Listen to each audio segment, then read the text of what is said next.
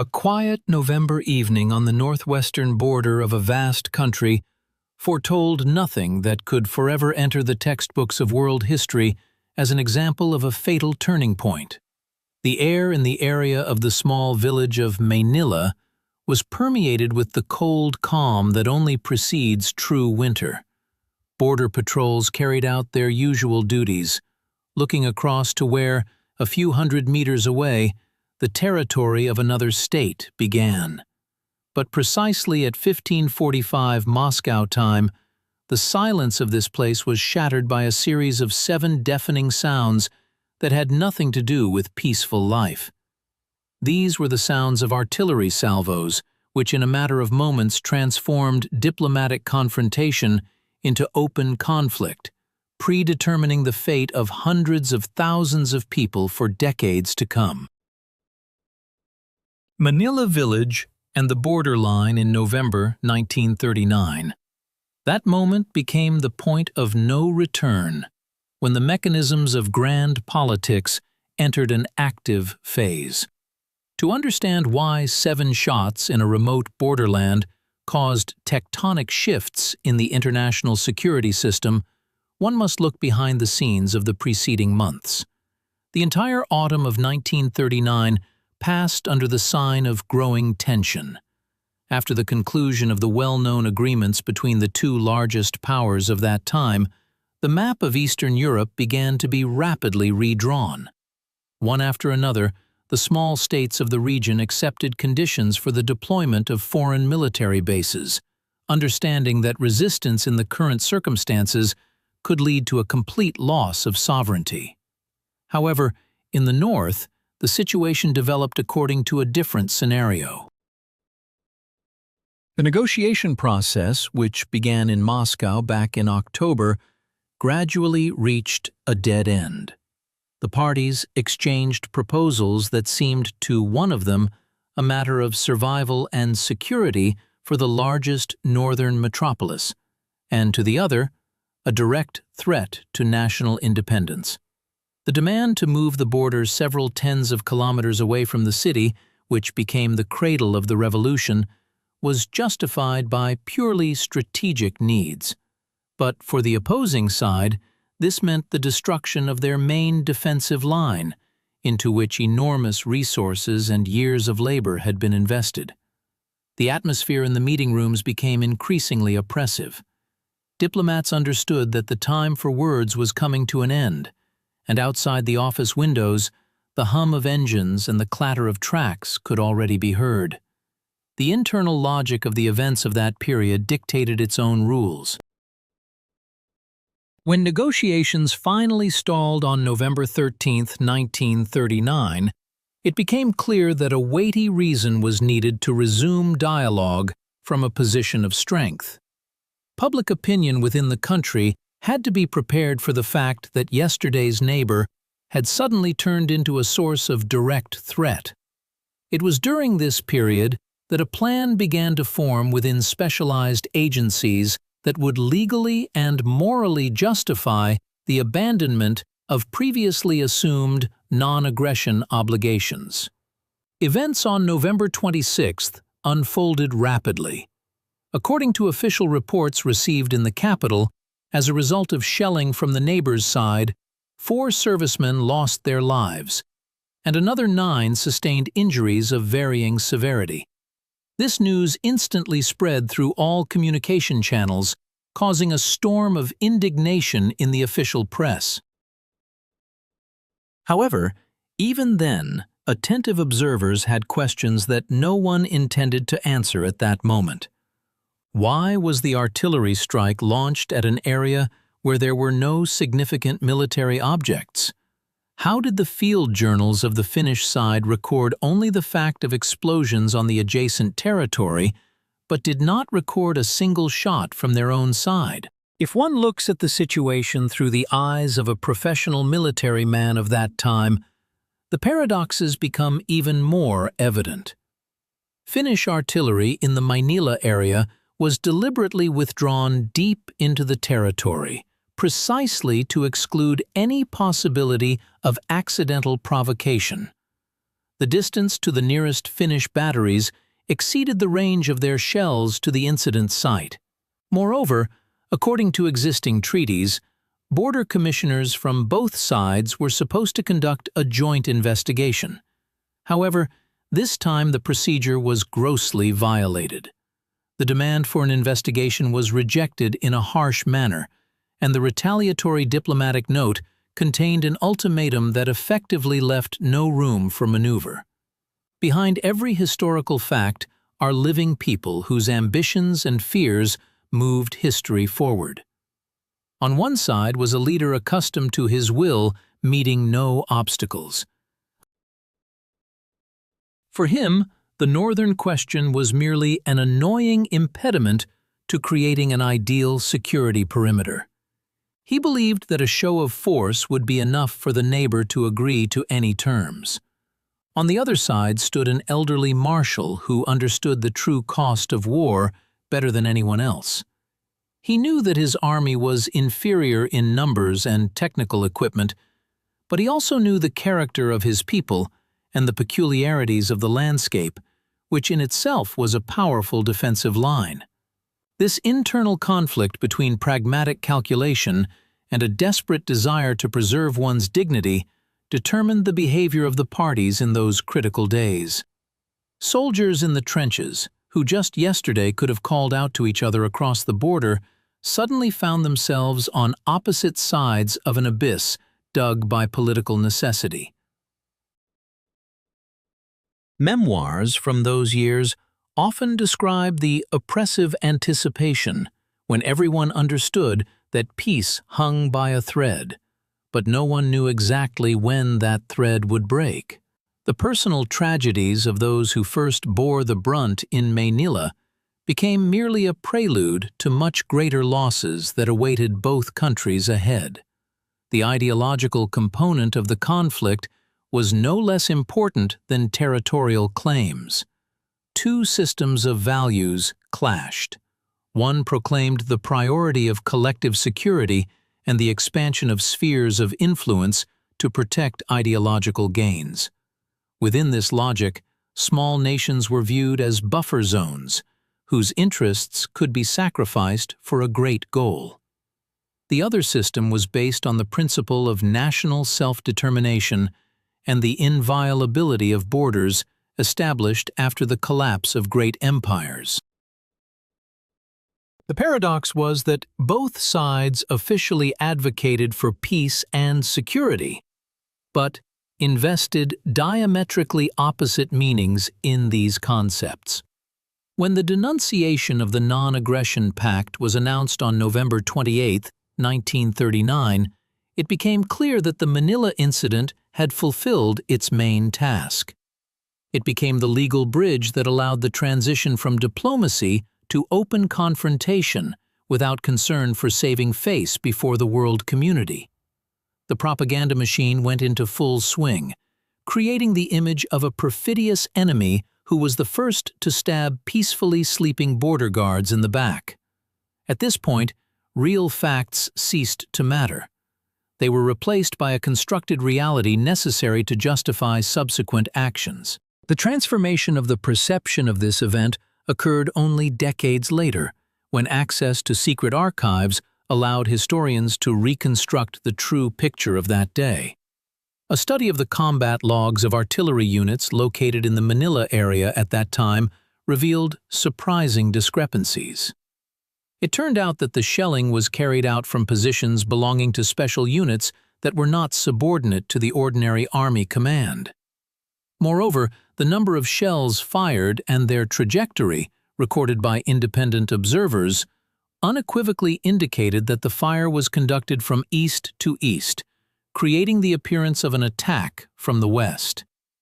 This discovery came as a real shock to many who had believed the official version for decades. It turned out that the Mainila tragedy was a carefully staged performance, in which the roles were distributed in advance. Even the choice of location was not accidental. A small protrusion of territory allowed for the illusion of shelling from several directions at once.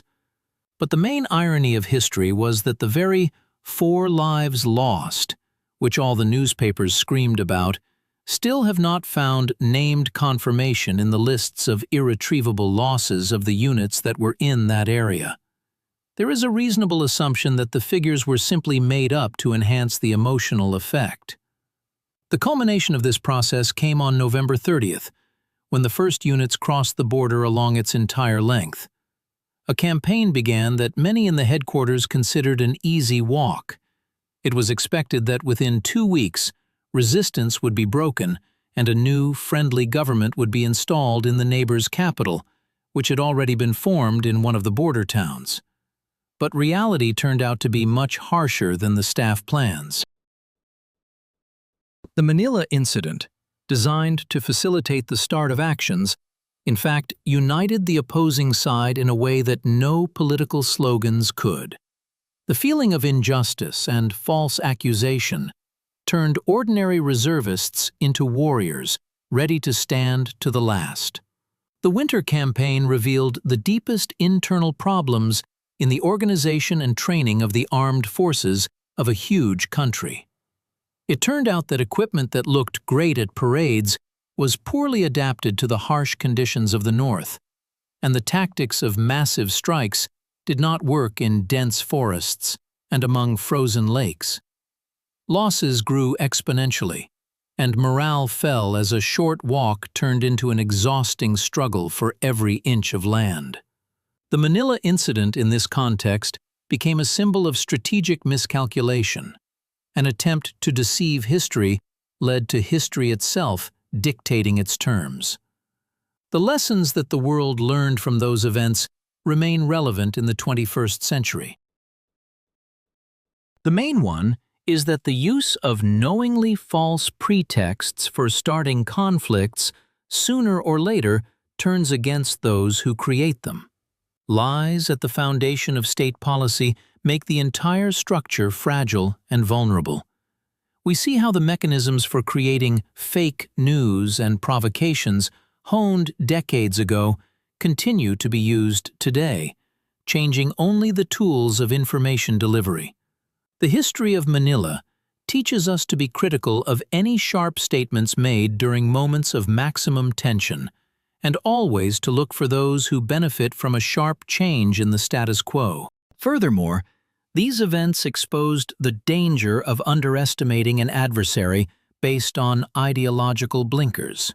The belief that the people would rise against their government at the first sound of foreign guns proved to be a catastrophic error. Ignoring national identity and the will to resist led to a tactical victory, ultimately achieved at a colossal cost, turning into a strategic defeat in the long run. Relations between the two neighbors were poisoned for many generations, and the distrust sown in November 39 long determined the security architecture in the region.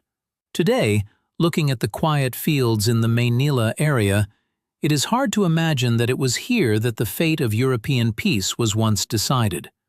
The forest has long swallowed the traces of craters and trenches, and the border, though still in place, no longer seems an insurmountable wall.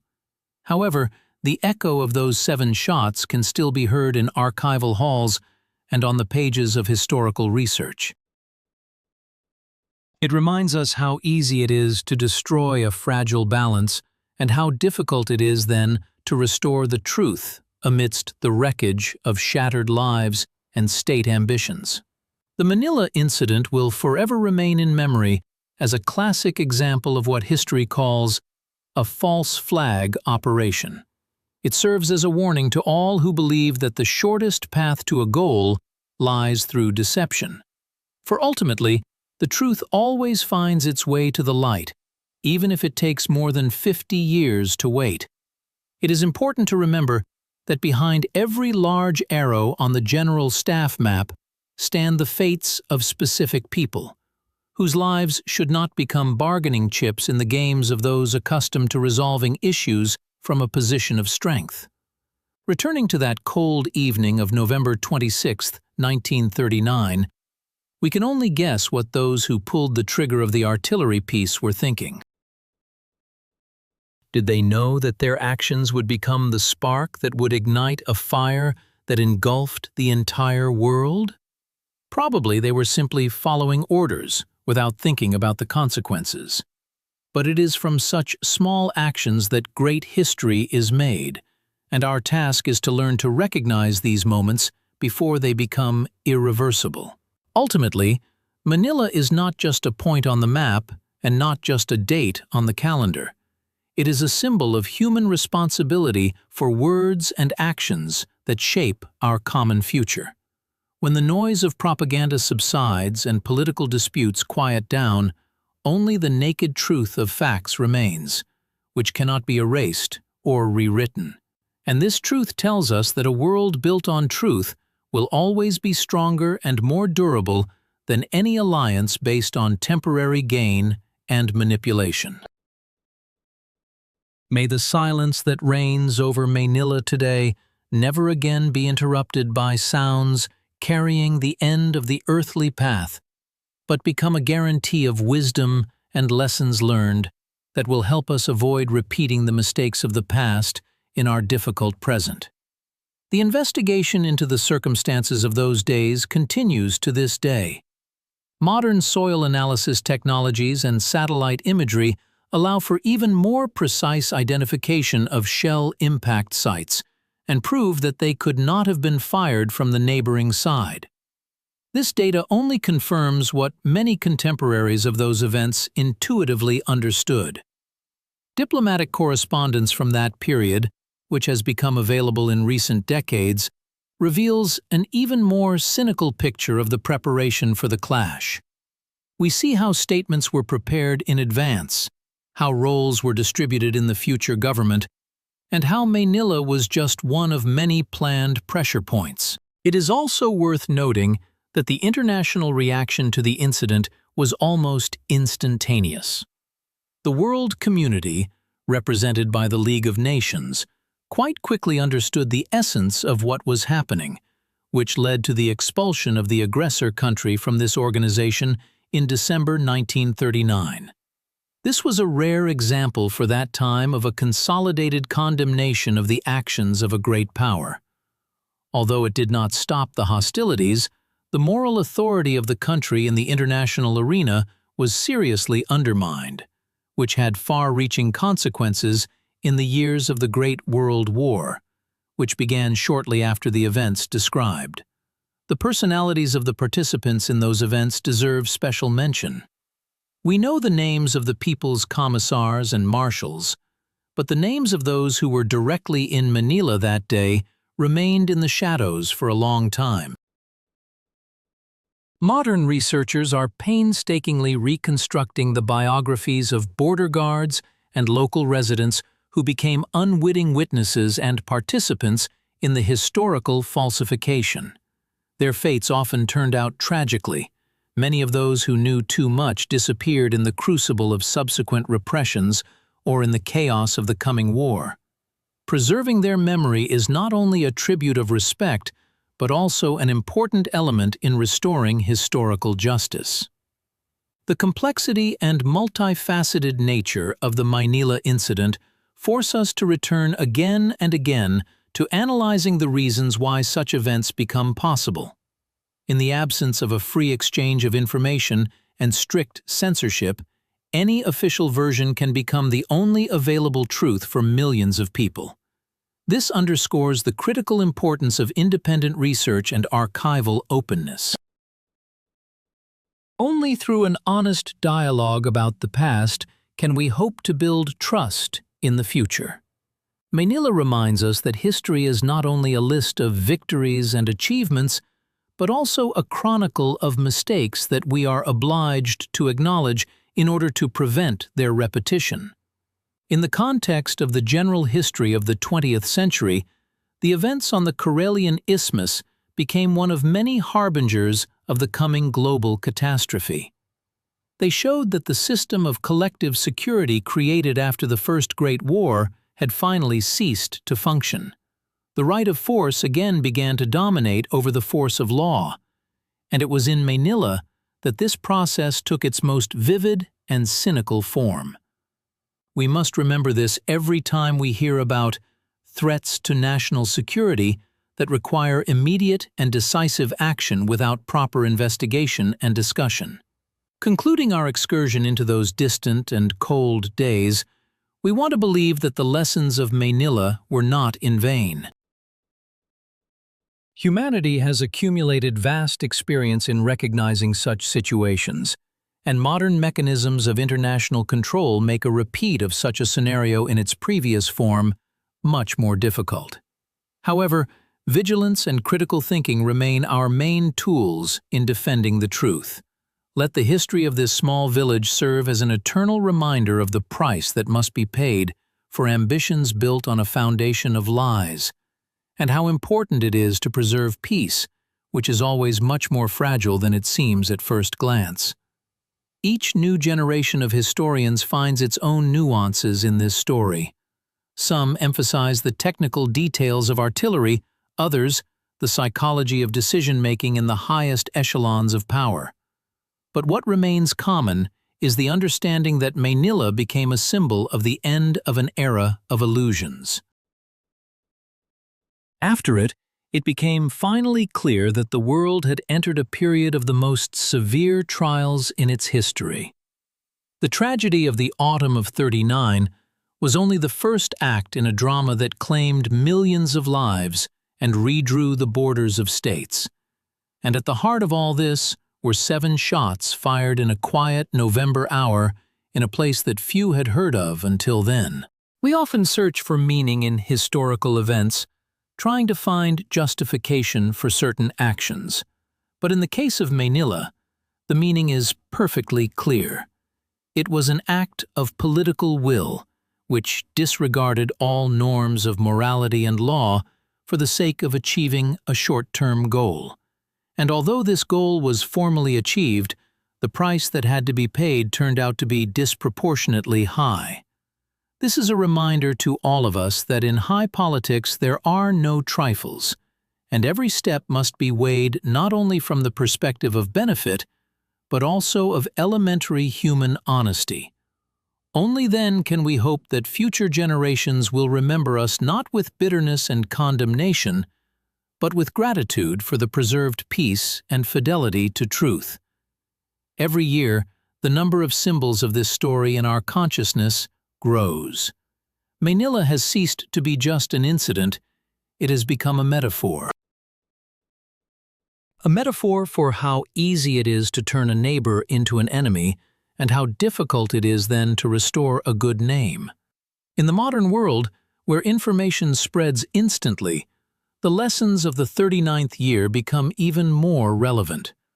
We must be able to distinguish a real threat from a staged pretext, and Mainila provides us with excellent training material for this. By studying it, we learn to be more responsible citizens of our time, capable of resisting manipulation and defending true values. Let the history of the Mainila incident remain on the pages of books as a reminder of what our ancestors had to go through, and how important it is to cherish every day of peaceful life. Ultimately, it is up to us what tomorrow's headlines will be, and whether they will become a cause for new conflicts or a basis for long and lasting cooperation. We choose the path that history will take, and may this path always be illuminated by the light of truth and respect for every person, regardless of which side of the border they are on. 7 shots in the silence. 4 mythical losses. 1 great tragedy. Such is the outcome of that November day which changed the world forever. But the memory of these events gives us a chance to make this world a little better, cleaner, and more honest. And this, perhaps, is the most important result that we can draw from studying the Mainila incident today, almost a century after the first volleys of the future war sounded in the frosty air of Karelia.